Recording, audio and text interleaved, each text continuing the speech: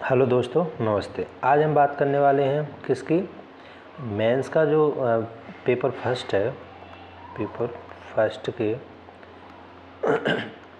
Unit 4 की, जिसमें हम मेनली किस किस चीज़ की बात करेंगे। एक तो मध्य प्रदेश का स्वतंत्रता आंदोलन हम इसमें पढ़ेंगे, दूसरा पढ़ेंगे भारतीय सांस्कृतिक विरासत, स्पेशली कहाँ, मध्य प्रदेश के विशेष संदर्भ में, ठीक है। फिर प्राचीन काल से लेकर जो आधुनिक काल तक विभिन्न जो कलाएँ हैं, प्रारूप हैं, साहित्य हैं, पर्व हैं और वास्तुकला की जो प्रमुख पक्ष हैं उनकी बात करेंगे, ठीक है। फिर मध्य प्रदेश में जो विश्व धरोहर स्थल हैं और जो पर्यटन स्थल हैं उनकी हम बात करें। तो आज हमारा जो टॉपिक रहने वाला है वो रहेगा मध्य प्रदेश का स्वतंत्रता आंदोलन, और इसको हम 2 या 3 वीडियो में पूरे यूनिट 4 को कवर करेंगे, ठीक है। तो स्टार्ट करें। सबसे पहले ये टॉपिक हमको पढ़ने हैं, मध्य प्रदेश का स्वतंत्रता आंदोलन, राष्ट्रीय स्वतंत्रता संघर्ष में मध्य प्रदेश की भूमिका, मध्य प्रदेश के प्रथम प्रमुख स्वतंत्रता सेनानी, भारतीय कला एवं संस्कृति, भारत में विश्व धरोहर स्थल, मध्य प्रदेश में कला एवं संस्कृति, मध्य प्रदेश में पर्यटन और मध्य प्रदेश में विश्व धरोहर स्थल, ठीक है। तो अब इस टॉपिक से जो क्वेश्चन बनते हैं वो किस तरीके के फ्रेम होते हैं वो हम थोड़ा एक बार देख लें। सबसे ज़्यादा यहाँ से जो क्वेश्चन बनते हैं वो बनते हैं व्यक्तित्व से, ठीक है। जैसे कोई भी पर्सनालिटी उठा लेंगे और फिर उसके बारे में आपसे क्वेश्चन पूछ दिया जाएगा, ठीक है। तो क्वेश्चन कैसे कैसे पूछे गए हैं, जैसे कि प्रश्न पूछा गया था 2019 में, राजा शंकर शाह के बारे में बताइए। किसके बारे में? राजा शंकर शाह, ठीक है। अगला क्वेश्चन जो जहाँ से पूछा गया है वो है भीमा नायक के बारे में बताइए। भीमा नायक, ठीक है। उसके अलावा तीसरा क्वेश्चन जो 3 मार्क्स में पूछा गया था, बुंदेला विद्रोह का वर्णन करिए। बुंदेला विद्रोह। फिर चौथा क्वेश्चन जो जहाँ से पूछा गया था वो है वीरांगना अवंतीबाई। वीरांगना अवंतीबाई। पांचवा क्वेश्चन जो जहाँ से पूछा था वो था रघुनाथ सिंह, जो कि 2020 में पूछा गया था, और 2017 में पूछा गया था सुभद्रा कुमारी चौहान। तो आप देख रहे हैं मैक्सिमम जो क्वेश्चन है वो यहाँ से किस तरीके के बन रहे हैं हमारे, वो क्वेश्चन बन रहे हैं हमारे व्यक्तित्व से रिलेटेड, ठीक है। अब 5 नंबर में किस तरीके के क्वेश्चन आए उसके बारे में भी हम समझ लें। 5 मार्क्स में जो क्वेश्चन थे, सिर्फ अभी हम स्वतंत्रता संघर्ष की बात कर रहे हैं, बाकी जो आगे क्वेश्चन है वो टॉपिक बाई टॉपिक हम बताते थे चलेंगे कि अभी तक कौन कौन से क्वेश्चन। अब जो जहाँ से 5 मार्क्स में था 1842 के बुंदेला विद्रोह का वर्णन कीजिए। जो 1842 के बुंदेला विद्रोह का वर्णन करो, ये 2020 का क्वेश्चन है, ठीक है।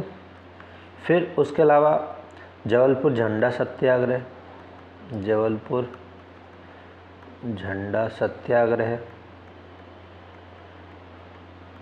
ये 2016, 20 और 2018 में पूछा हुआ क्वेश्चन। फिर तीसरा क्वेश्चन है मध्य प्रदेश के महाकौशल, मध्य प्रदेश के महाकौशल और मालवा क्षेत्र, 2 प्रमुख घटनाएं बतानी थी, 2 प्रमुख घटनाएं, ठीक है। और उसके अलावा 2 प्रमुख स्वतंत्रता संग्राम सेनानियों के वर्णन करना था। 2 प्रमुख स्वतंत्रता संग्राम सेनानियों का वर्णन करना था। तो आप देख सकते हैं क्वेश्चन का लेवल, सेनानियों का वर्णन, किस तरीके के क्वेश्चन यहाँ से आते हैं। मेरा जो ओवरऑल जो टॉपिक कवर करने का मतलब दृष्टिकोण रहेगा वो इसी तरीके से रहेगा कि आपके जो मेंस में क्वेश्चन आते हैं वो आपके पूरे कवर हो जाए और आपके दिमाग में एक पॉइंट के फॉर्म में एक फॉर्मेट बन जाए कि क्या क्या हमको 5 नंबर में लिखना है, क्या क्या 3 नंबर में लिखना है, ठीक है। तो टॉपिक अब स्टार्ट करें। अब सबसे पहले आते हैं मध्य प्रदेश में राष्ट्रवाद के उदय को 3 चरणों में बांटा गया। मेनली 4 चरण है, ठीक है। कौन कौन से? प्रथम चरण है कब से स्टार्ट होता है? 1818 से लेके 1885 तक, कब? 1818 से लेके 1885 तक। इस चरण में हम किसकी बात करेंगे? इस चरण में हम करेंगे जैसे महाकौशल विद्रोह हो गया, ठीक है, उसके अलावा भील विद्रोह हो गया, ठीक है,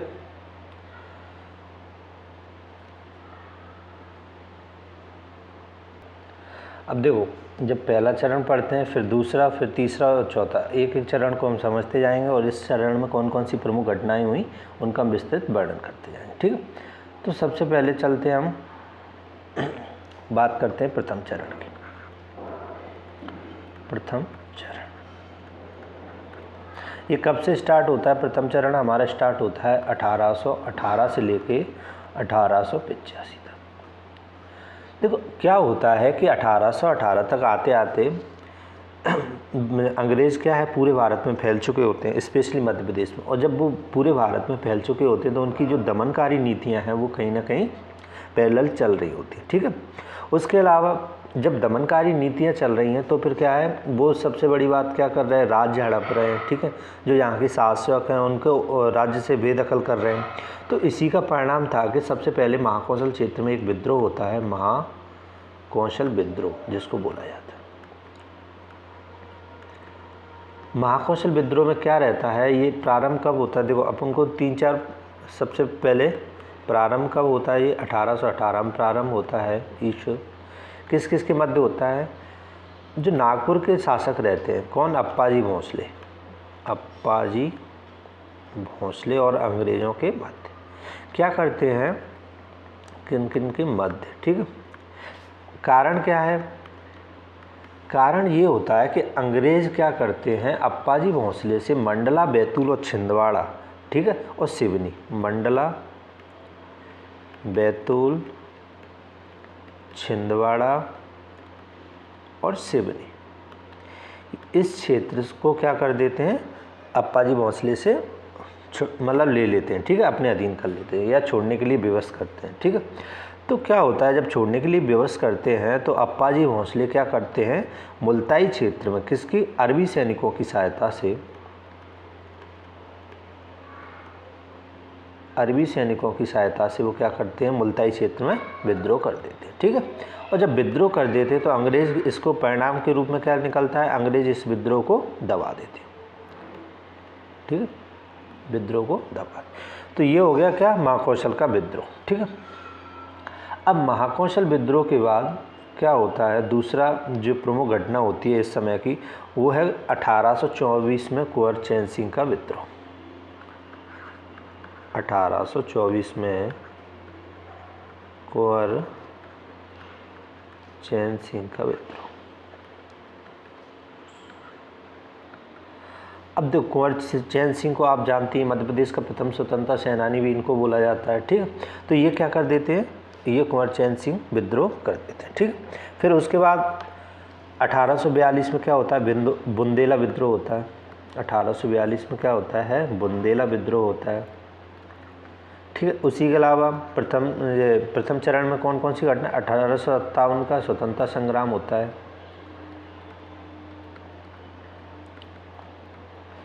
ठीक है। उसके अलावा 1857 से लेकर 1885 में जब कांग्रेस बनती है तो स्थानीय विद्रोह अंग्रेज़ों को चुनौतियां देना प्रारंभ हो जाते हैं, ठीक है। अब स्थानीय विद्रोह कौन कौन से होते हैं, 1833 में हम एक घटना देखते हैं, कहाँ पे, रामगढ़ में। क्या होता है, रामगढ़ के शासक जो जुझार सिंह रहते हैं उनके पुत्र रहते हैं कौन, देवनाथ सिंह। कौन पुत्र, देवनाथ सिंह। देवनाथ सिंह क्या करते हैं, अंग्रेज़ों के विरुद्ध विद्रोह कर देते हैं, ठीक है। उसके अलावा 1842 में जो बुंदेला विद्रोह के प्रमुख शासक थे वो अलग अलग, जैसे हीरापुर के हृदय साहब, ठीक है। तो ये क्या अलग अलग क्षेत्रों में अपना विद्रोह प्रारंभ कर देते हैं। उसके बाद 1817 में एक प्रमुख विद्रोह होता है, भील विद्रोह, ठीक है। तो ये भी कहाँ पे होता है, मध्य प्रदेश का। तो प्रथम चरण में आप देख रहे हैं मध्य प्रदेश में विभिन्न जगहों पर क्या हो रहा है, अंग्रेज़ों की नीतियों और उनकी जो योजना है उनका क्या है, हो रहा है, विरोध हो रहा है, ठीक है। अब हम समझें कि जैसे भील विद्रोह 1817 का, 1817 में भील विद्रोह, भील विद्रोह। अब 1817 में भील विद्रोह क्या होता है, ये क्षेत्र कौन से, खानदेश के आसपास, खानदेश के आसपास। इनका जो प्रमुख लीडर रहता है वो कौन रहता है, नेता रहते हैं इनके शिवराम भील, ठीक है। उसके अलावा कारण क्या था इस विद्रोह के, कारण थे कि जो कृषि और वनोपज में क्या हो रहा था, अंग्रेजों का हस्तक्षेप बढ़ता जा रहा था।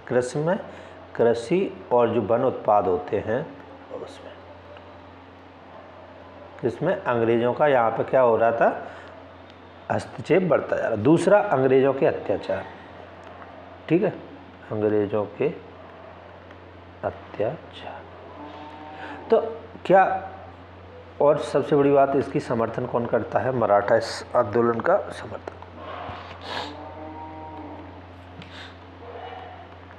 यही भील विद्रोह 1817 से स्टार्ट होता है, फिर 1825 तक रेगुलर चलता है, एक के बाद एक इसमें नेता जुड़ते जाते हैं। और ये भील विद्रोह है, ये कब, 1857 की क्रांति तक हम इसको देख सकते हैं, जिसमें टांट्या भील आते हैं, भीमा नायक आते हैं, ख्वाजा नायक आते हैं, एक के बाद एक लीडर जुड़ते गए और ये आंदोलन का अपना विस्तृत रूप लेता गया, ठीक है। तो इस तरीके से हम देखते रहे हैं, जो प्रथम चरण था 1818 से लेकर 1885 तक, जब कांग्रेस फॉर्म होती है तब तक ये प्रथम चरण चलता है, ठीक है। अब इसके बाद होता है द्वितीय चरण स्टार्ट, और द्वितीय चरण कब है, कांग्रेस बन जाती है द्वितीय चरण में 1885 में, ठीक है, और ये 1905 तक चलता है। द्वितीय चरण को क्या है, भारतीय राष्ट्रीय कांग्रेस बन गई है, ठीक है। एक तो भारत में क्या है, भारतीय राष्ट्रीय कांग्रेस का गठन हो चुका है। दूसरा क्या होता है, इसमें जो ज़्यादातर लीडर होते हैं कैसे होते हैं, उदारवादी होते हैं, उदारवादी। अब इसमें उदारवादी लीडर जैसे कि कौन, दादा भाई नौरोजी हो गए, ठीक है, महादेव गोविंद रानडे हो गए, ठीक है, सुरेंद्र नाथ बनर्जी हो गए, उसके अलावा व्योमेश चंद्र बनर्जी हो गए, गोपाल कृष्ण गोखले, ये सारे लीडर क्या होता है, ये अंग्रेज़ों के खिलाफ तो होते हैं, लेकिन ये अपनी योजनाएं या जो अपनी कार्य है वो किस दृष्टिकोण से करवाना चाहते हैं, याचना से, ठीक है, पत्राचार से, ठीक है। ये अंग्रेज़ों को अपना मित्र समझते थे, ये कहते थे कि अंग्रेज़ भारत में आए हैं, वो क्या कर रहे हैं, यहाँ पे सुधार कर रहे हैं, ठीक है। तो इनका जो अंग्रेज़ों के प्रति जो दृष्टिकोण था वो कहीं ना कहीं सुधारवादी था, ठीक है। और कैसा था, उदार रवैया, मतलब अंग्रेज़ों के प्रति विद्रोह की भावना नहीं थी इनके मन में। तो ये द्वितीय चरण, ठीक है। अब द्वितीय चरण के बाद क्या होता है, तृतीय चरण स्टार्ट होता है कब, 1905 से लेके 1919, जब गांधीवादी दौर स्टार्ट होता है, चतुर्थ चरण, ठीक है। 1905 में क्या होता है, कुछ प्रमुख घटनाएं घटती हैं, जैसे कि बंगाल का विभाजन होता है, ठीक है। तो बंगाल का जब विभाजन होता है तो कहीं ना कहीं स्वदेशी मूवमेंट भी स्टार्ट होता है साथ में। उसके अलावा 1905 में क्या होता है, कर्जन रहता है। कर्जन की जो नीतियां हैं वो इस तरीके की नीति थी कि फूट डालो राज करो की नीति, ठीक है। एक तो वो क्या कर रहा था, समाज को बांट रहा था, किसमें, हिंदू मुस्लिम में, ठीक है। उसने क्या है, कम्युनल जो एक्ट है वो पास कर दिया था। तो बंगाल विभाजन हो चुका, स्वदेशी आंदोलन आ गया, कर्जन की जो नीतियां थी उनका विरोध था, ठीक है। उसके बाद जहाँ तक आते आते कांग्रेस की में क्या है, कांग्रेस के लीडर भी परिपक्व हो गए थे, उन्हें समझ में आने लगा था कि आज़ादी चाहिए तो आंदोलन करने पड़ेंगे, अंग्रेज़ों से सीधे मुखातिब होना पड़ेगा। तो वो क्या करते हैं कि जो गरम दल के नेता हैं, कौन, लाल बाल पाल, वो ये कहते हैं कि देखो अब याचनाएं बहुत हो गई, अब अंग्रेज़ों से सीधे भिड़ंत का समय है। तो वो क्या करते हैं, ये गरम दल के नेता हैं वो अंग्रेज़ों की क्षमा याचना में विश्वास नहीं करते, ठीक है। तो यहाँ तक जो कांग्रेस में जो क्या है, अब परिपक्वता आती जा रही है स्वतंत्र आंदोलनों के प्रति, ठीक है। फिर उस समय बहुत से आंदोलन हो रहे थे देश में, आंदोलनों का दौर स्टार्ट हो चुका था। जैसे हम देख रहे हैं कि इस समय जो कृषक आंदोलन है, ठीक है, कृषक आंदोलन, उसके अलावा श्रमिक आंदोलन। देखो कृषक आंदोलन आप देखते हो 1917 में गांधी जी स्टार्ट करते हैं, ठीक है। कौन कौन से, चंपारण सत्याग्रह, श्रमिकों के लिए खेड़ा सत्याग्रह। तो इस तरीके से हम इस दौर में क्या देख रहे हैं, एक आंदोलनों का दौर स्टार्ट होता है। फिर उसके बाद जो अंतिम चरण आता है जिसको बोलते हैं चतुर्थ चरण, वो उसको ये गांधीवादी चरण भी बोला जाता है। ये स्टार्ट होता है 1919 से लेके और 1947 जब तक आज़ादी मिल जाती है। ठीक है, सबसे पहले हम देखते हैं इसमें गांधी जी खिलाफत आंदोलन स्टार्ट करते हैं। खिलाफत के बाद फिर कौन सा, खिलाफत के बाद गांधी असहयोग आंदोलन स्टार्ट करते हैं, असहयोग आंदोलन।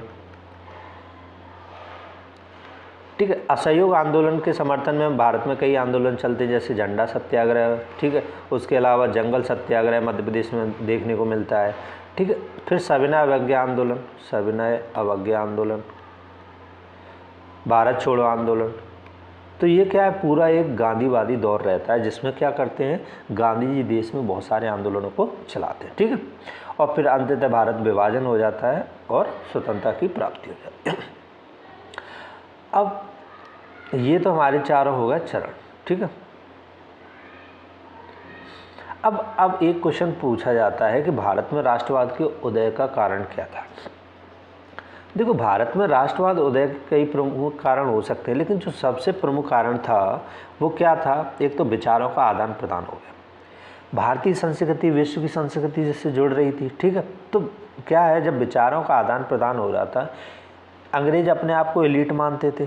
ठीक है, और वो क्या कर रहे थे, भारतीयों के साथ दुर्व्यवहार कर रहे थे। दूसरा, अंग्रेज़ों की जो शोषणकारी नीति थी, कैसी नीति थी, शोषणकारी। अंग्रेज़ क्या कर रहे थे, यहाँ से शोषण कर रहे थे, छोटे मझले उद्योगों का पतन कर चुके थे। ठीक है, उसके अलावा बौद्धिक पुनर्जागरण, हम देखते हैं इस दौर में बहुत से ऐसे लीडर आए जो बौद्धिक पुनर्जागरण, मतलब इनने क्या किया, जैसे कि राजा राम मोहन राय देखते हैं हम। ठीक है, तो इन्होंने जो व्यक्तित्व अधिकार है, व्यक्तिगत अधिकार है, उन पर जोर दिया। ठीक है, उसके अलावा साहित्य का विकास, कहीं ना कहीं प्रिंटिंग प्रेस आ चुकी होती थी। ठीक है, तो प्रिंटिंग प्रेस आ गई तो क्या है, साहित्य तक लोगों की पहुंच हुई। उसके अलावा अंग्रेज़ों की राजनीतिक व्यवस्था, अंग्रेज़ों की राजनीतिक व्यवस्था कैसी थी, भेदभावपूर्ण थी। उसमें भी वो क्या कर रहे थे कि एक योग्य भारतीय भी उच्च पदों पर नहीं पहुंच पा रहा था, जबकि एक अयोग्य अंग्रेज़ क्या था, उच्च पदों पर बैठा हुआ था। तो इस तरीके से हम क्या देख रहे थे, अंग्रेज़ों की राजनीतिक व्यवस्था है वो कैसी है, भेदभावपूर्ण थी। उसके अलावा भारतीयों के साथ दुर्व्यवहार हो रहा है। तो राष्ट्रवाद के उदय के कारण ये उसके अलावा हम देखते हैं कि जो छोटे छोटे शासक हैं, ठीक है, तो वो क्या कर रहे हैं, जब उनके अधिकार छीने जा रहे हैं तो वो क्या है, विद्रोह की भावना कर रहे हैं, जिससे क्या है, एक तरीके से वहाँ की जनता उनका समर्थन कर रही थी। तो राष्ट्रवाद का धीरे धीरे फिर कांग्रेस आ जाती है। तो कांग्रेस इसमें राष्ट्रवाद के उदय में एक बहुत बड़ी भूमिका निभाती है। अब मध्य प्रदेश के प्रमुख विद्रोह जो हम पढ़ चुके हैं, इनको एक बार और देख लें।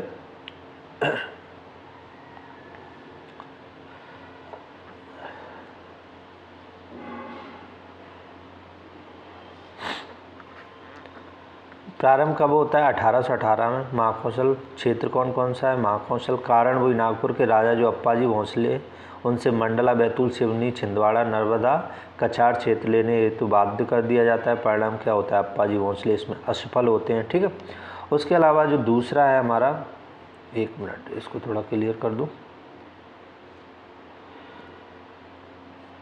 ठीक है, दूसरा है हमारे चैन सिंह। ठीक है, कुंवर चैन सिंह का विद्रोह कब करते हैं, 1824 में। कारण क्या होता है कि 1824 में अंग्रेज़ों द्वारा सीहोर में एक सैनिक छावनी की स्थापना की जाती है। किसकी, सैनिक छावनी की स्थापना होती है, और वहाँ का जो एजेंट है वो किसको बनाया जाता है, मैडॉक को। ठीक है, और एजेंट के साथ साथ उसको उस क्षेत्र के राजनीतिक अधिकार भी दे दिए जाते हैं। जिसका विरोध कौन कर रहा है, चैन सिंह इसका विरोध करते हैं। ठीक है, फिर घटनाक्रम ये घटता है कि मैडॉक के द्वारा चैन सिंह के समक्ष कुछ शर्तें रखी जाती हैं। अब क्या क्या शर्तें रखी जाती हैं, एक तो जो क्षेत्र है, ठीक है, वो किसको दे दिया जाए, अंग्रेज़ों के अधीन हो जाए। ठीक है, दूसरा यहाँ पे अफीम की खेती होती थी। किसकी, अफीम की खेती। अब वो अफीम की खेती कौन करेगा, मतलब अफीम अगर बेचेंगे चैन सिंह तो किसको बेचेंगे, अंग्रेज़ों को बेचेंगे।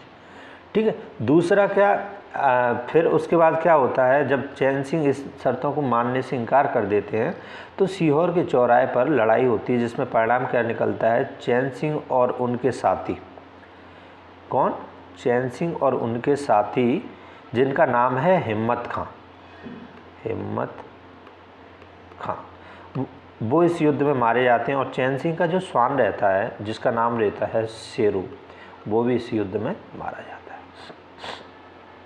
ठीक है, इनको मध्य प्रदेश का क्या कहते हैं, प्रथम स्वतंत्रता सेनानी भी बोला जाता है। ठीक है, तो कुंवर चैन सिंह अगर आपसे 3 नंबर में पूछा जाता है क्वेश्चन, यहाँ से अगर आपसे 3 नंबर में पूछा जाता है कुंवर चैन सिंह का वर्णन करिए।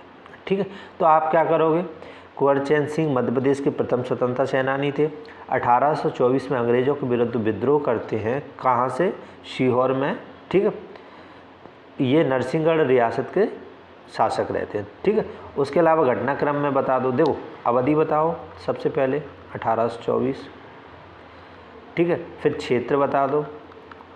ठीक है, क्षेत्र कहाँ था इनका, नरसिंहगढ़ रियासत में, अंग्रेजों के मतलब नरसिंहगढ़ रियासत से थे। ठीक है, फिर घटनाक्रम क्या था, घटनाक्रम अंग्रेज इनके समक्ष 2 शर्त रखते हैं, एक तो नरसिंहगढ़ रियासत को क्या कर दो, अंग्रेजों के अधीन कार्य करेगी। ठीक है, दूसरा जो जहाँ पे अफीम की खेती होती है वो किसको, वो कौन खरीदेगा, अंग्रेज खरीदेगा। ठीक है, तो चैन सिंह इन शर्तों को मानने से इनकार कर देते हैं, अंग्रेजों के मध्य युद्ध होता है और ये शहीद होते हैं। ठीक है, इतना आप लिख दो, 5 नंबर में, तो इतने पॉइंट आप मैनेज करके अच्छे से लिख सकते हैं। ठीक है, अब आते हैं, हम बात करेंगे बुंदेला विद्रोह की। किसकी, बुंदेला विद्रोह। देखो बुंदेला विद्रोह की पृष्ठभूमि एक बार ये पॉइंट देख लेना, मैं आपको पूरा एक तरीके से समझाता हूँ। देखो सबसे पहले बुंदेला विद्रोह की जो नींव है या इसकी जो पृष्ठभूमि है वो कहाँ से बनना स्टार्ट होती है, वो होती है 1835 में बुढ़वा मंगल मेले का आयोजन होता है। बुढ़वा मंगल मेले का आयोजन होता है। बुढ़वा मंगल मेले का आयोजन कौन करता है, काशी के नरेश की ओर से इसको प्रस्ताव रखा जाता है। ठीक है, जो चरखारी के राजा हैं, कौन, चरखारी के नरेश के यहाँ 1836 में बुढ़वा मंगल मेले का आयोजन होता है, जिसमें बुंदेला विद्रोह की क्या है, नींव रखी जाती है। ठीक है, कारण क्या रहते हैं इस विद्रोह के, कारण रहते हैं अंग्रेजों की हड़प नीति, अंग्रेजों की हड़प नीति। अंग्रेज जो छोटे छोटे शासक थे, जो छोटी छोटी रियासतों पर राज्य कर रहे थे, उन पर क्या कर रहे थे, कहीं ना कहीं किसी भी कारण से वो उनके राज्यों को हड़प लेते थे, जिससे क्या है, जो रियासतों के सरदार थे या शासक थे, उनके मन में कहीं ना कहीं अंग्रेजों के प्रति असंतुष्ट की भावना थी। दूसरा, राजस्व में वृद्धि, दिन ब दिन क्या कर रहे थे, अंग्रेज राजस्व में वृद्धि करते जा रहे थे। उसके अलावा सागर, नर्मदा और कछार क्षेत्र में अंग्रेज क्या कर रहे थे, अपने नियंत्रण में लेकर वहाँ की जो संपत्ति या शासक थे उनकी संपत्ति को क्या कर रहे थे, कुर्क कर रहे थे। ठीक है, दूसरा, उसके अलावा जमींदार जो वर्ग था वो भी इनसे कहीं ना कहीं नाखुश था, वर्ग भी असंतुष्ट था। तो ये प्रमुख कारण बने कि अंग्रेजों की हड़प नीति, उसके अलावा राजस्व में वृद्धि। ठीक है, जो नर्मदा और सागर क्षेत्र है उसमें क्या है, संपत्ति का कुर्क। ठीक है, और जमींदार वर्ग की असंतुष्टि, ये प्रमुख कारण बनते हैं। और इसका जो इसके जो लीडर रहते हैं, नेता रहते हैं, वो रहते हैं 3 लोग, प्रमुखतः 3 लोग। कौन कौन, जैतपुर के राजा परीक्षित, जैतपुर के जो शासक थे परीक्षित, उसके अलावा हीरापुर के हृदय शाह, हीरापुर के हृदय शाह। ये क्वेश्चन प्रीलिम में भी पूछे जा चुके हैं और ये काफ़ी इम्पोर्टेंट है कि कौन कहाँ से। ठीक है, हीरापुर के हृदय शाह और नरहट के कौन, मधुकर शाह, नरहट के कौन, मधुकर शाह। ये आपसे 3 नंबर में ही पूछे जा सकते हैं। मधुकर शाह के बारे में बताइए। ठीक है, हीरापुर के हृदय शाह के बारे में बताइए, या जैतपुर के परीक्षित का वर्णन कीजिए। तो ये 3 शासक नेता थे प्रमुखतः। अब घटनाक्रम क्या घटता है, ये तो कारण हो गए, कौन कौन से नेता हो गए। फिर 8 अप्रैल 1842 को क्या होता है, 8 अप्रैल 1842 में एक घटना घटती है कि मधुकर शाह क्या कर देते हैं, विद्रोह को प्रारंभ कर देते हैं। कौन, मधुकर शाह। तो क्या होता है, जब विद्रोह को प्रारंभ कर देते हैं तो पानीगढ़ और बेलगांव के युद्ध में क्या होता है, जब पानीगढ़ और बेलगांव के युद्ध होते हैं तो जो जैतपुर के शासक है परीक्षित, वो क्या कर देते हैं, यहाँ पे अंग्रेजों को परास्त कर देते हैं। ठीक है, उसके अलावा अब इन अंग्रेज़ जो अधिकारी था वो कौन था, सागर का जो लेफ्टिनेंट था फ्रेजर। कौन, फ्रेजर। सागर का लेफ्टिनेंट कौन रहता है, फ्रेजर। वो इन पर क्या कर देता है, घोषणा कर देता है, किस किस के विरुद्ध, मधुकर शाह के विरुद्ध, ठीक है। उसके अलावा जैतपुर के राजा परीक्षित के विरुद्ध और हीरापुर के हृदय शाह के विरुद्ध क्या है, इनाम घोषित कर देता है, ठीक है। अब जब इनाम घोषित कर देता है, दूसरी बात, जब दोबारा पानीगढ़ का युद्ध होता है तो इसमें ये सब क्या है, परास्त हो जाते हैं और मतलब छुपने का प्रयास करते हैं। तो क्या घटना घटती है, जो बधुआ की लड़ाई होती है, ठीक है। जब बधुआ की लड़ाई में परीक्षित हार जाता है तो 1844 में क्या करता है, ये नरसिंहगढ़ में जाके छुप जाते हैं, ठीक है। छुप जाते हैं तो जो लड़ई सरकार रहती है वो इनको पकड़वा देती है। कौन, लड़ई सरकार। ये हमने बहुत अच्छे से पढ़ा है विद्रोह में, वो सॉरी रियासतों में, जब बुंदेलखंड की रियासत पढ़ रहे थे किस तरीके से घटनाक्रम घटता है, ठीक है। उसके अलावा जो सागर के राजा वखत वली हैं, वखत वली, वो किसको पकड़वा देते हैं, हृदय शाह को, हृदय शाह, ठीक है। और जो बानपुर के राजा हैं, बानपुर के राजा हैं कौन, मर्दन सिंह, वो किसको पकड़वा देते हैं, मधुकर शाह। वही है, लड़ाई सरकार हुए, ठीक है। उसके अलावा ये बानपुर के राजा मर्दन सिंह हुए, बख्त वली हुए। अंग्रेज इनको क्या देते हैं, क्षेत्र का प्रलोभन देते हैं, किसी को बोलते हैं हम आपका राज्य लौटा देंगे, ठीक है। जब 1842 के बुंदेला विद्रोह में इनकी इच्छाएं पूरी नहीं होती तो ये क्या करते हैं, 1857 की क्रांति में यही सब क्या है, रानी लक्ष्मीबाई का साथ देते हैं और 1857 की क्रांति में क्या है, अंग्रेज़ों के विरुद्ध लड़ते हैं। इस युद्ध का परिणाम ये निकला, एक तो देश में राष्ट्रवाद की भावना का विस्तार हो रहा था और भी विस्तार, दूसरा क्या होता है, जो स्लीमन प्रस्ताव पास किया जाता है। स्लीमन प्रस्ताव क्या रहता है कि जितने भी अंग्रेज अधिकारी इस क्षेत्र में रहते हैं सागर में, उन सबको हटा के स्लीमन को लाया जाता है और उनको यहाँ पे सत्ता सौंपी जाती है, ठीक है। उसके अलावा लगान दंड में कमी की जाती है, जो बहुत सारी लगान बढ़ा दी थी उनमें कमी की जाती है, ठीक है। और प्रशासन पर भी इसमें प्रभाव पड़ता है, ठीक है। अब इसकी परिणति क्या होती है, 1857 का हम विद्रोह देखते हैं, ठीक है। प्रजा में राष्ट्रवाद की भावना बढ़ती है। अब इस आंदोलन की असफलता के कारण भी हम समझेंगे, ये आंदोलन असफल क्यों रहा। देखो, बुंदेला आंदोलन जो है असफल रहने के प्रमुख कारण कई थे, जिसमें सबसे देखते हैं, एक तो इनका कोई निश्चित उद्देश्य नहीं था। क्या नहीं था, निश्चित उद्देश्य नहीं था कि इनको करना क्या है, ठीक है। दूसरा, नेतृत्व का अभाव था। क्या था, नेतृत्व के अभाव था। इनके पास कोई ऐसा लीडर नहीं था जो मास गैदरिंग कर सके, मतलब एक बहुत बड़ा मूवमेंट चला सके, ठीक है। उस समय क्या है, टेक्नोलॉजी इतनी थी नहीं, जैसे आज व्हाट्सएप पर कोई भी तुरंत ग्रुप में डाल दो सब तक पहुंच जाता है, तो वो चीज़ नहीं थी, ठीक है। उसके अलावा निश्चित योजनाओं का अभाव था। सबको बस एक अपने जो छोटे छोटे उद्देश्यों के लिए लड़ रहे थे। व्यापक जन समर्थन का अभाव था, ठीक है। अब देखो, जमींदार वर्ग हुआ या शासक वर्ग हुआ था, इनसे कहीं ना कहीं जनता भी नाखुश थी, क्योंकि यही क्या कर रहे थे, संग्रहण कर रहे हैं। तो इन जो मूवमेंट हुए 1842 के देखते हैं या 1857 में, इनमें मास मतलब एक व्यापक जन समर्थन का इन आंदोलनों में अभाव देखा जाता है। उसके अलावा कुशल एवं प्रशिक्षित सेना का अभाव। अब अंग्रेज़ों के पास बंदूक है और तुम तलवार से लड़ रहे हो तो कैसे लड़ सकते हैं। तो ये सारी इस युद्ध में असफलता के कारण बनती है, ठीक है। अब हम पढ़ते हैं अगला, स्वतंत्रता संग्राम में जनजातियों का योगदान। देखो, स्वतंत्रता संग्राम में जनजातियों का योगदान पढ़ें उससे पहले हमें एक पूरा फ्रेम समझते हैं, किस तरीके से कौन कौन से, जैसे कि आप देख सकते हैं, लेकिन एक चीज़ है यहाँ पे हम समझते हैं क्या होता है। मध्य प्रदेश में जब जनजातियों का योगदान देखते हैं तो 1817 से हम कहानी शुरू करते हैं अपनी, जो कि खानदेश है। कौन सा, खानदेश। इसमें सबसे पहले स्टार्ट होता है भील विद्रोह, ठीक है। भील विद्रोह स्टार्ट होता है। क्या करते हैं, 1818 में अंग्रेज इनके क्षेत्रों पर कर लेते हैं कब्जा, ठीक है। तो जब 1818 में जब इनके क्षेत्रों पर कब्जा कर लेते हैं तो 1820 में भीलों के एक लीडर उभर के आते हैं जिसका नाम रहता है दशरथ।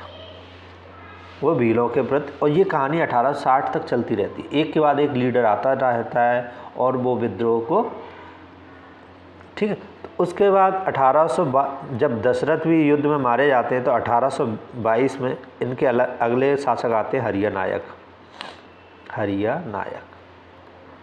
ठीक है, नेतृत्व को संभालते हैं। लेकिन 1823 में क्या घटता है कि अंग्रेज मतलब भील विद्रोह को इतने विस्तृत तरीके से दमन करते हैं, अंग्रेज मतलब बहुत क्रूर तरीके से क्या करते हैं, इस आंदोलन को दमन कर देते हैं, ठीक है। फिर 1824 में कौन आता है, गोंडाजी दंगलिया। कौन, गोंडाजी दंगलिया,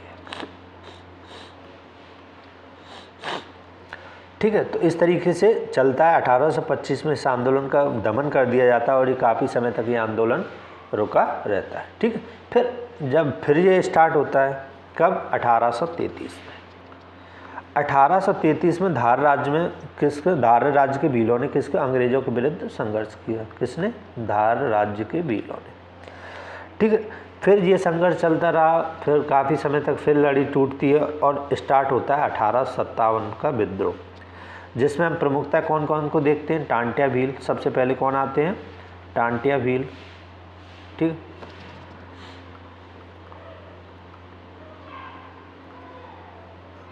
इन्हें क्या है,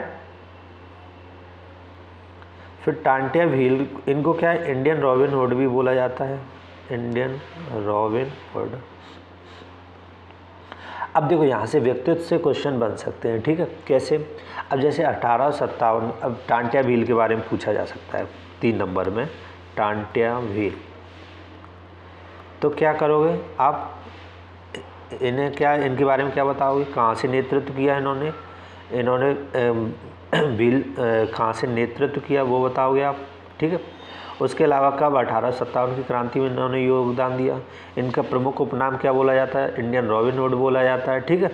उसके अलावा इन्होंने कि ये क्या है, अब देखो 3 नंबर में तो आप इतना ही लिखोगे, 5 नंबर में आप क्या है, ये क्या है, आदिवासियों के मसीहा के रूप में इन्होंने काम किया। क्या करते, ये अंग्रेज़ों से उनका सामान छीन लेते थे या उनसे धन छीन के किस में बांट देते थे, जनता में आम जन में ये बांट देते थे, ठीक है।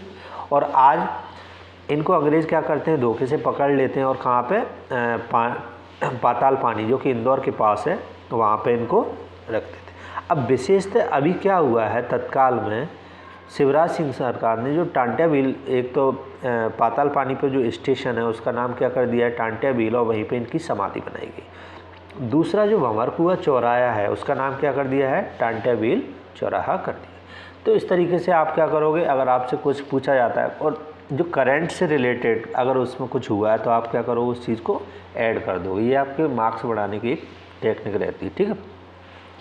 अब इनके बाद आते हैं, टांटिया भील के बाद आते हैं भीमा नायक, जो दूसरे 1857 की क्रांति में मेन रोल निभाया था, भीमा नायक, ठीक है। ये भी कहाँ, निमाड़ क्षेत्र से थे, ठीक है, निमाड़ क्षेत्र से थे। दूसरा इनका क्या था, इन्हें भी निमाड़ का रॉबिन हुड बोला जाता है, ठीक है। अब अंग्रेज़ों ने क्या किया, इनको ये क्या है, अपनी बहन के यहाँ राखी बनाने जाते हैं तो षड्यंत्र पूर्वक इनको पकड़ लिया जाता है और फिर इनको यातनाएं दी जाती हैं, ठीक है। फिर आते हैं इन्हीं की जो विरासत को आगे बढ़ाते हुए ख्वाजा नायक। ये सब निमाड़ क्षेत्र के आसपास खरगोन, धार और जो पूरा भील क्षेत्र हम देखते हैं वहीं से सारे ये लीडर जुड़े हुए हैं, ठीक है। तो जो ख्वाजा नायक है वो भी बड़वानी के रहते हैं, कहाँ के, बड़वानी के। ये अंग्रेज़ों के अधीन पहले नौकरी करते हैं, बाद में ये नौकरी छोड़ के अंग्रेज़ों के विरुद्ध विद्रोह कर देते हैं, ठीक है। और फिर इनको क्या है, फांसी की सज़ा दे दी जाती है। फिर इनके बाद आते हैं सीताराम कंबर, ठीक है। सीताराम कंबर 1860 में अंग्रेज़ों के विरुद्ध विद्रोह करते हैं और इनको क्या करते हैं, इनके ही मतलब दोस्त या गद्दार कह सकते हैं, रोहित दीन ने इनको गोली चला दी और इनकी हत्या कर दी, ठीक है। फिर रघुनाथ सिंह मंडलोई, 2 लीडर और आते हैं, रघुनाथ सिंह मंडलोई, और सीताराम कंवर। ठीक है, ये दोनों क्या है साथ साथ के रहते हैं। और कौन सी दोनों? भिलाला जनजाति के, भिलाला जनजाति। ठीक है, इनका भी कौन सा वही निमाड़ क्षेत्र रहता है। तो इस तरीके से आप देख रहे हैं भील जनजाति में एक के बाद एक लीडर आता जाता है और वो क्या करता है, भील विद्रोह को बढ़ाता है, जो कि 1818 से शुरू होता है और 1860 तक चलता है। तो हम जनजाति में हमें क्या है व्यक्तित्व पढ़ रहे थे, तो एक के बाद एक व्यक्तित्व हमारे दिमाग में होगा। और अगर हमसे पूछा जाता है कि जनजातियों का स्वतंत्रता संघर्ष में योगदान बताइए, तो आप इन सबको एक अपने पॉइंट में ज़रूर लिखें और आप वर्णन कर सकते हैं। ठीक है, अब देखो ये भील हो गए। अब गौड़ों में भी कुछ हुए। कौन? जैसे कि शंकर शाह और रघुनाथ शाह को हम पढ़ते हैं। शंकर शाह और रघुनाथ शाह, ये कहाँ के? 1857 में जबलपुर क्षेत्र से नेतृत्व कर रहे होते। कहाँ से? जबलपुर क्षेत्र से। क्या हो रहा होता है जबलपुर क्षेत्र में? ये क्या कर रहे हैं कि 1857 जी अपनी कविताओं के माध्यम से क्षेत्र में जन जागरूकता प्रचार कर रहे हैं। उसके अलावा अंग्रेज़ों ने क्या है जबलपुर क्षेत्र में एक रेजिमेंट बना ली थी, 52वीं रेजिमेंट। कौन सी? 52वीं रेजिमेंट अंग्रेज़ों ने बना ली थी। और 52वीं रेजिमेंट में क्या कर रहे थे ये कि जो भारतीय सिपाही थे उनको अपनी तरफ मिलाने का प्रयास कर रहे। जब अंग्रेज़ों के जो अंग्रेज़ों को इस बात का पता चलता है, ठीक है, कौन? वही है, देखो गद्दार तो हर जगह रहते हैं। तो गद्दार क्या करते हैं, अंग्रेज़ों को सूचना देते हैं। किसको? अंग्रेज़ों के जो डिप्टी कमिश्नर रहता है जबलपुर में, उसको। जब डिप्टी कमिश्नर को ये बात पता चलता है तो वो क्या करता है, एक छद्म वेश में किसको भेजता है? साधु को। और जब साधु जाता है, चूँकि उस टाइम पे क्या है साधुओं का क्या रोल रहता था, वो क्या करते थे, जो भी मूवमेंट चल रहा था उसका प्रचार प्रसार करते थे। तो राजा शंकर शाह उन्होंने भी साधु को अपनी सारी योजना क्या है विस्तृत रूप से बता देते हैं। और ये साधु जाके किसको बता देता है? डिप्टी कमिश्नर को ये सारी घटना बता देते हैं। तो 14 सितंबर की बात होती है। 14 सितंबर को क्या होता है, पुरवा में अंग्रेज़ क्या कर देते हैं, धावा बोल देते हैं। और इनकी घर की जब तलाशी ली जाती है तो उसमें कई कविताएं और राष्ट्र विरोधी दस्तावेज वहाँ पे मिलते हैं। ठीक है, फिर उसी के बाद 4 दिन बाद 18 सितंबर को इनको क्या है तोप के मुँह से बांध के दोनों को वीरगति को प्राप्त हो जाता है। तो ये इस तरीके से हम क्या देख रहे हैं, पूरा एक घटनाक्रम बढ़ता।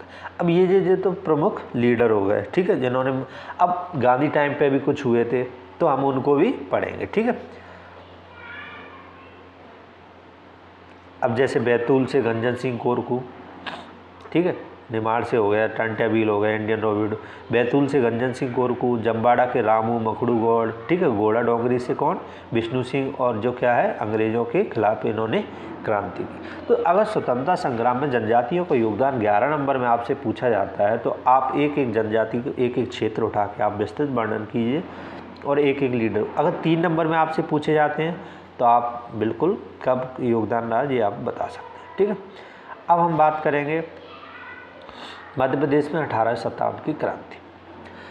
देखो मध्य प्रदेश में जब 1857 की क्रांति पढ़ते हैं तो हमें क्या है, सबसे पहले क्रांति समझनी होगी कि कहाँ से किस तरीके से क्रांति की शुरुआत होती है। ठीक है, अब देखो 1842 में बुंदेला विद्रोह हो गया, तो ये तो कन्फर्म था कि क्षेत्र में विद्रोह की भावना है मध्य प्रदेश में। ठीक है, क्योंकि अंग्रेज़ बहुत दमन कर रहे हैं। ठीक, अब क्या होता है, ये घटनाक्रम किस तरीके से बनता है कि मेरठ में 10 मई को क्या है विद्रोह कर दिया जाता है। उसके जस्ट एक माह बाद क्या 3 जून, नीमच को 3 जून 1857 में प्रारंभ हो जाता है। यहाँ से इसको कौन किलेदार कौन रहता है, या फिर अंग्रेज अधिकारी कर्नल सीवी सोवर्स ने इस नीमच में विद्रोह को दबाया। लेकिन आंदोलन का विस्तार होता है। 14 जून को ये कहाँ पहुँच जाता है, ग्वालियर की मुरार छाप में। ठीक है, उसके अलावा 18 जून 1857 को पूरे माकोसल क्षेत्र में फैल जाता है। अब इस युद्ध में सबसे बड़ी बात यह है कि प्रमुख क्षेत्र और वहाँ से किस किसने इस युद्ध का नेतृत्व किया ये हम पढ़ेंगे। ठीक है, इसका प्रचार प्रसार कैसे किया गया, इसका प्रचार प्रसार क्या है, कमल और रोटी इसका प्रतीक चिन्ह था। ठीक है, इसमें जो प्रमुख लीडर थे जैसे झांसी की रानी, तात्या टोपे, नाना साहेब, ठीक है, उसके अलावा जैसे शंकर शाह, ठीक है, रघुनाथ शाह गड़ा मंडला से नेतृत्व कर रहे थे। तो अब हम क्या करेंगे, एक एक लीडर पकड़ेंगे, उनका क्षेत्र का और नेतृत्व पढ़ें। ठीक है, सबसे पहले हम बात करते हैं कहाँ से। इसके जो प्रमुख लीडर हैं वो हैं तात्या टोपे, नाना साहेब, झांसी की रानी लक्ष्मीबाई। ठीक है, अब कहाँ से नेतृत्व कौन कौन कर रहा था? गड़ा मंडला से शंकर शाह। गड़ा मंडला से कौन कर रहा था? शंकर शाह कर रहे थे। ठीक है, राघवगढ़, कहाँ से? राघवगढ़ से कौन नेतृत्व कर रहा था? राजा ठाकुर प्रसाद।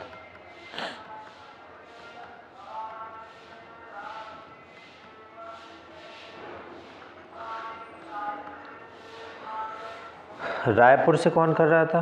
रायपुर वीर नारायण।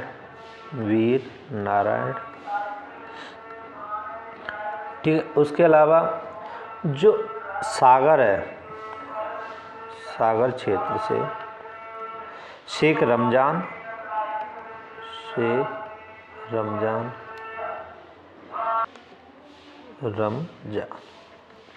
ठीक है, सागर क्षेत्र से कौन कर रहा था? शेख रमजान। ठीक है, और उसके अलावा जो वक्तवली और मर्दन सिंह, इनने क्या कर दिया? सागर के किले पर आक्रमण कर दिया, और इनके जो सेनापति थे बोधन दउआ, वो भी इस युद्ध में शामिल होते हैं 1857 की क्रांति में। ठीक है, उसके अलावा दमोह क्षेत्र, कौन सा क्षेत्र? दमोह क्षेत्र। यहाँ से कौन नेतृत्व कर रहा था? किशोर सिंह।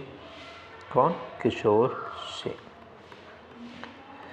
देखो, मैं छोटे छोटे लीडर इसलिए बता रहा हूँ क्योंकि आजकल MPPSC प्रीलिम में इस तरीके के बहुत क्वेश्चन बनने लगे हैं और क्षेत्रों के बारे में पता नहीं रहता उनको। ठीक है, तो एक बार इसको वीडियो को देख लेंगे तो आपको ये डाउट क्लियर हो जाएगा कि किस क्षेत्र से कौन ने नेतृत्व किया। ठीक है, तो दमोह क्षेत्र से कौन कर रहा था? किशोर सिंह कर रहे थे। उसके अलावा गड़ा मंडला से शंकर शाह और रघुनाथ शाह। इसको मिटा दो। गड़ा मंडला से शंकर शाह और रघुनाथ शाह। ठीक है, विजय राघवगढ़ से ठाकुर सरजू प्रसाद सिंह। विजय राघवगढ़ से कौन कर रहा था? ठाकुर सरजू प्रसाद।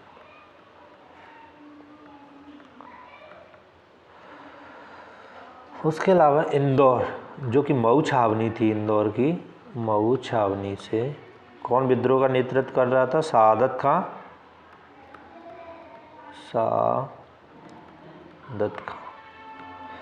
देखो, जो होलकर थे वो विद्रोहियों का आंतरिक रूप से समर्थन कर रहे थे, लेकिन बाहर रूप से वो क्या कर रहे थे? अंग्रेज़ों के साथ थे। कैसे? जैसे कि इन्होंने अंग्रेज़ अधिकारी थे, कैप्टन कीथ, कर्नल डुरेंट, तो इनको क्या है, सीहोर भेज दिया। अब सीहोर पे किसका शासन था? बेगमों का शासन था, और बेगम क्या थी? अंग्रेज़ों का समर्थन कर रही थी, तो वहाँ पे इनको संरक्षण प्रदान किया गया। ठीक है, उसके बाद हम आते हैं भोपाल से। भोपाल में जो सिलाएदार बली, कौन? रिसालेदार बली,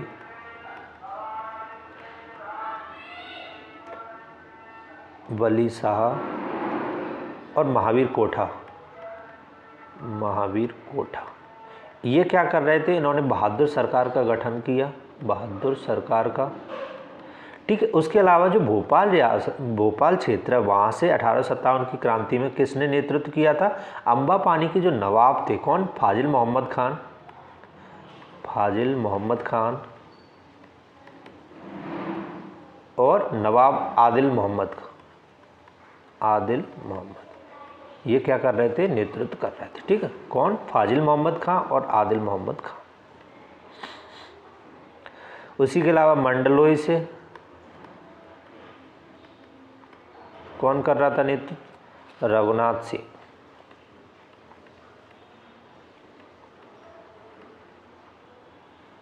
भीमा नायक कहाँ से कर रहे थे? मंडलेश्वर से। ठीक है,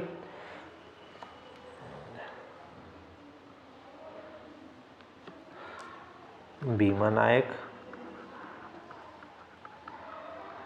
मंडलेश्वर से। ठीक है, तो ये क्या है हमारे प्रमुख जो, उसके अलावा जैसे टांट्या भील हो गए, टांट्या भील,